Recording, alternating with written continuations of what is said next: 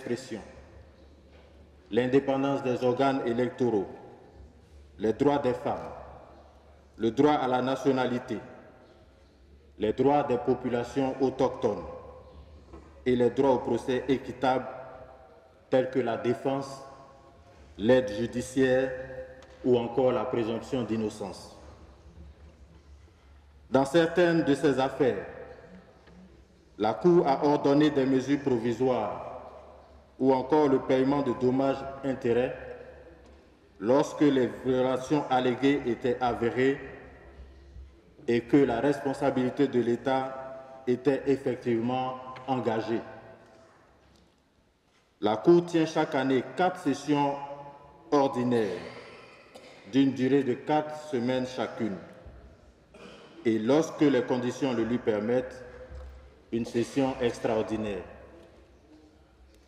La Cour est un organe de plein impérium judiciaire, en ce qu'elle a le pouvoir pour prendre et ordonner toute mesure utile à une bonne administration de la justice, y compris entreprendre des investigations, entendre les parties en audience, ordonner des mesures diverses et rendre des décisions immédiatement exécutoires. Au cours de la session qui commence ce jour, pour se terminer le 7 décembre 2018, la Cour examinera des requêtes pendantes à diverses étapes de la procédure devant elle, qu'il s'agisse de requêtes, qu'il s'agisse de délibération ou de prononcé d'arrêt, et comme à l'accoutumée, il sera communiqué au public les affaires examinées et les dates auxquelles la Cour prononcera des arrêts ici même à Tunis. La Cour se penchera également sur des questions administratives ou autres relatives à son fonctionnement, en particulier celui de son greffe. Je voudrais vous inviter ici solennellement à prendre part aux activités publiques inscrites à l'ordre du jour de la session. Excellences, Monsieur le Ministre, distingués ambassadeurs, distingués invités et personnalités ici présentes, ainsi se déclinent les tenants et le menu de cette grande messe de la justice continentale des droits de l'homme en Afrique, à laquelle Tunis nous a conviés. Je tiens à souligner que c'est l'ensemble de la Cour africaine qui a fait le déplacement de Tunis.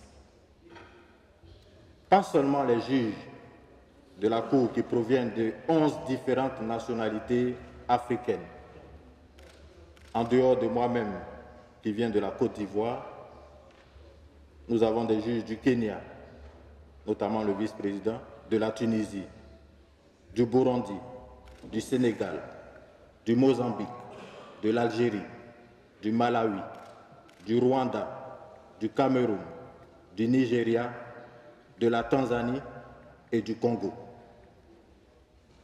Mais également les fonctionnaires du greffe de la Cour provenant du Cameroun, du Burkina Faso, du Kenya, du Bénin, de l'Éthiopie, de la Guinée-Bissau, de l'Ouganda, du Togo, de la Mauritanie, du Nigeria, de l'Algérie, du Soudan du Sud, de la Tanzanie, du Soudan, de la Côte d'Ivoire et de la Tunisie. Monsieur le ministre, comme vous le voyez bien, c'est l'Afrique en miniature qui s'est rendue en Tunisie.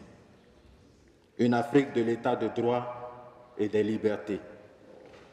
Une Afrique des droits des femmes et de leur participation dans la vie socio-politique et économique.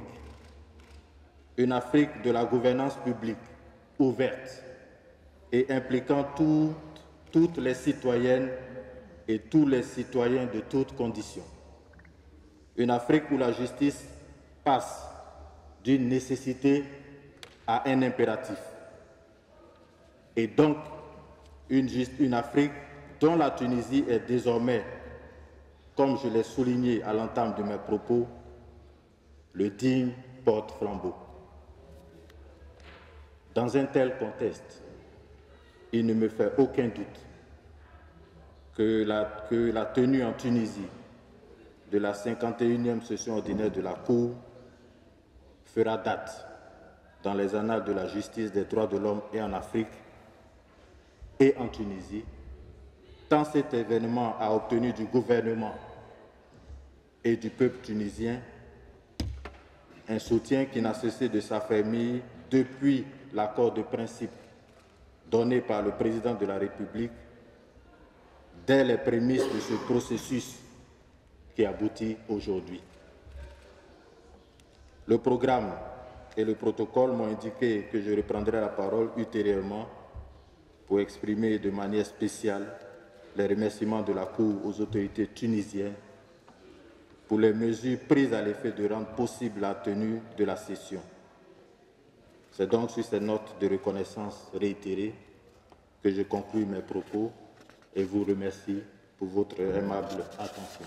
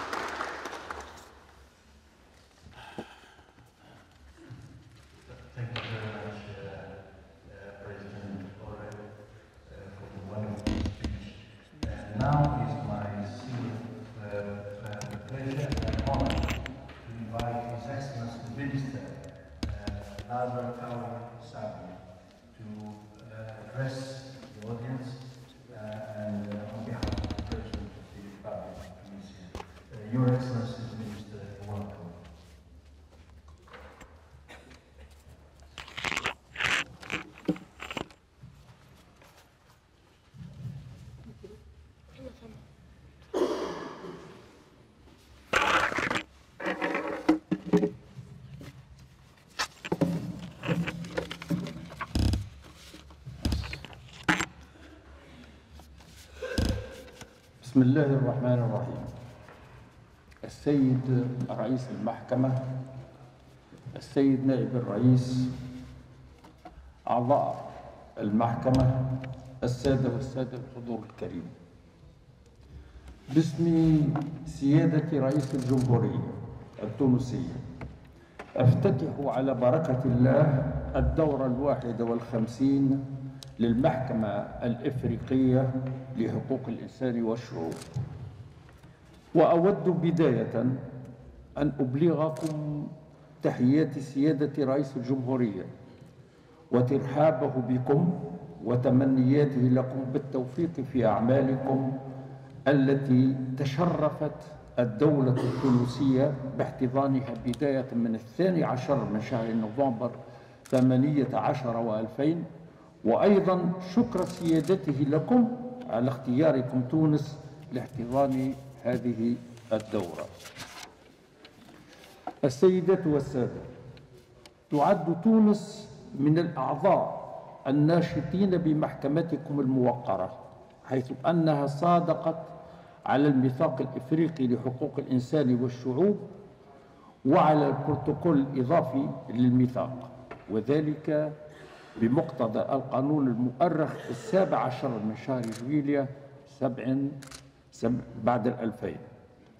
لقد تولت إيداع إعلان عملا بالمادة 34 من البروتوكول المتعلق بقبول اختصاص المحكمة لتلقي الدعاوى والعرائض الصادرة عن الأفراد والمنظمات الغير الحكومية التي لها صفة ملاحظ، وذلك بمناسبة الزيارة التي أداها وفد من المحكمة الإفريقية لحقوق الإنسان والشعوب إلى تونس من 12 إلى 14 من شهر أبريل 17 بعد 2000، حيث تم استقبال هذا الوفد من قبل سيادة رئيس الجمهورية الذي كلف وزير الشؤون الخارجية بإمضاء الإعلان باسم الدولة التونسية. لقد استأثر موضوع حقوق الإنسان في بلادنا بعناية فائقة من قبل أعضاء المجلس الوطني التأسيسي عند صياغتهم لدستور الجمهورية التونسية الصادر بتاريخ 27 من شهر جانفي 14 و2000، وقد أكد الدستور الجديد ابتداء من التوطية على تمسك شعبنا بالقيم الإنسانية ومبادئ حقوق الإنسان الكونية السامية. كما كرس الدستور التونسي في بابه الثاني المتعلق بالمبادئ العامة جملة من المبادئ، من ذلك الحق في الحياة وحماية الدولة للكرامة البشرية والحرمة الجسدية ومنع التعذيب المعنوي والمادي الذي أصبحت جريمته لا تسقط بالتقادم. كما كرس مبادئ حرية الرأي والفكر والتعبير والإعلام ومنع ممارسة رقابة مسبقة على هذه الحريات. كما نص الدستور على أن الدولة تضمن الحق في الإعلام والحق في النفاذ إلى المعلومة وإلى شبكات الاتصال. وكرس أيضا ضمان حرية تكوين الأحزاب والجمعيات وضمن ممارسة الحق النقابي بما في ذلك حق الإضراب. وقد ضمنت أحكام الدستور حرية الاجتماع والتظاهر السلميين. وأحدث الدستور التونسي مؤسسة دستورية مستقلة من شأنها ضمان ممارسة هذه الحريات بصفة مستقلة ومحايدة، إذ ورد بالدستور باب يتعلق بالهيئات الدستورية المستقلة، من بينها خاصة هيئة حقوق الإنسان التي تراقب احترام ممارسة الحريات وحقوق الإنسان وتعمل على تعزيزها. كما تختص هذه الهيئة بالتحقيق في حالات انتهاك حقوق الإنسان لتسويتها أو إحالتها على الجهات المعنية. وتتكون هذه الهيئة طبعا من أعضاء مستقلين محايدين من ذوي الكفاءة والنزاهة، كما جاء بنفس الباب السادس